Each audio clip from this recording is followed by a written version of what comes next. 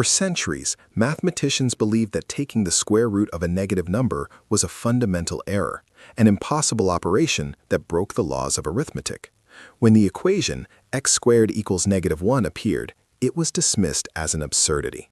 The great René Descartes coined the term imaginary as a derogatory insult, implying these numbers had no place in reality.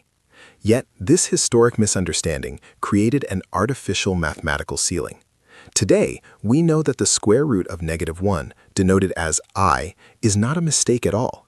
It is the very foundation of modern physics, electrical engineering, and the digital technology running the device you are using right now.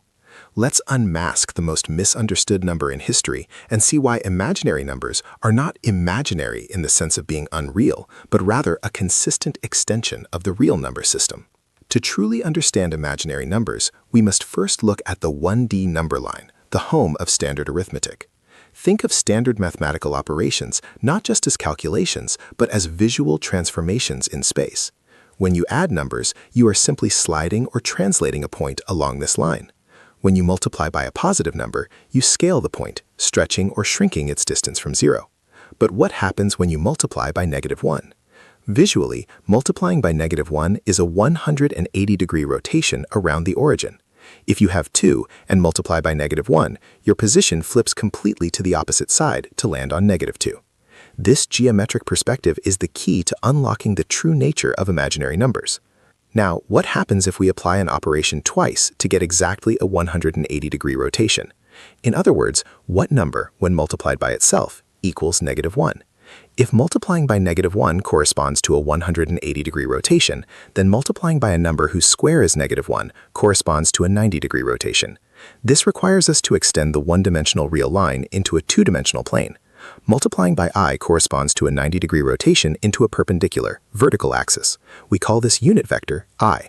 By applying I twice, I times I, we rotate 90 degrees and then another 90 degrees, landing perfectly on -1.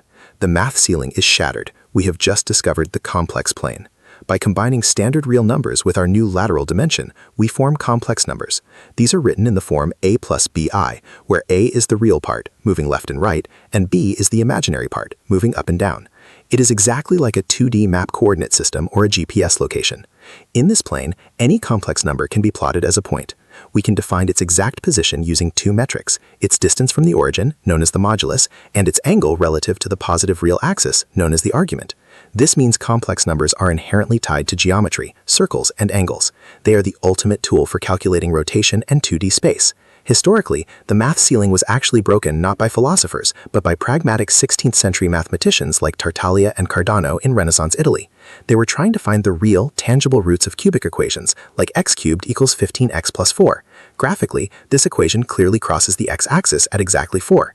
However, when Cardano applied his revolutionary algebraic formula to solve it, the calculation forced him to work with the square root of -121, even though the final result is real. He was stuck in a paradox known as the casus irredutibilis. To find the real answer, he had to proceed algebraically through expressions involving square roots of negative numbers. Miraculously, the imaginary parts canceled out, leaving the real answer 4. The imaginary numbers were the hidden bridge to reach the real truth. In the 18th century, the legendary mathematician Leonhard Euler took this to its ultimate conclusion by linking imaginary numbers to exponential growth and trigonometry. He formulated Euler's formula, e to the I theta equals cosine theta plus I sine theta. This equation shows that exponentiation with imaginary exponents corresponds to continuous rotation in the complex plane. When you plug in pi for the angle, you get what is widely considered the most beautiful equation in all of mathematics, e to the I pi plus 1 equals 0. This single line elegantly unites the 5 most important mathematical constants, 0, 1, e, I, and pi, proving that imaginary numbers are the mathematical DNA of circles, waves, and oscillation. You might ask, if this is just abstract geometry, why does my phone need it? The answer lies in electrical engineering and signal processing. Alternating current, AC, the electricity powering your home, travels in waves. Your cell phone's Wi-Fi and 5G signals are invisible electromagnetic waves. Tracking the phase and amplitude of multiple overlapping waves using standard trigonometry is a chaotic nightmare. But by using complex numbers and a concept called phasors, engineers can model these waves as simple rotating vectors in the complex plane. Calculations involving impedance, resonance, and Fourier transforms become basic algebra instead of impossible calculus. Without I, modern digital communication and quantum mechanics would be far more difficult to model and analyze. Beyond engineering, engineering, complex numbers generate the most infinite and mind-bending structures in nature, fractals. The famous Mandelbrot set is generated by an incredibly simple iterative equation on the complex plane, z subscript n plus 1 equals z subscript n squared plus c. By taking a complex number c, repeatedly squaring the current value and adding the constant c to infinity, we can test if the point escapes to infinity or remains bounded. The boundary between these two outcomes produces a shape of infinite perimeter and mesmerizing complexity. Zooming into the Mandelbrot set reveals entire universes of spiraling galaxies and organic shapes, all born purely from the geometry of imaginary numbers. Ultimately, imaginary numbers suffer from a terrible branding problem. They are not imaginary or fake, they are merely a lateral dimension of numbers. Just as society once struggled to accept the concept of zero or negative numbers, arguing you can't hold -3 apples, we eventually realized that negative numbers represent debt or opposite direction perfectly. Imaginary numbers are exactly the same. They represent rotation, oscillation, and a perpendicular axis of reality.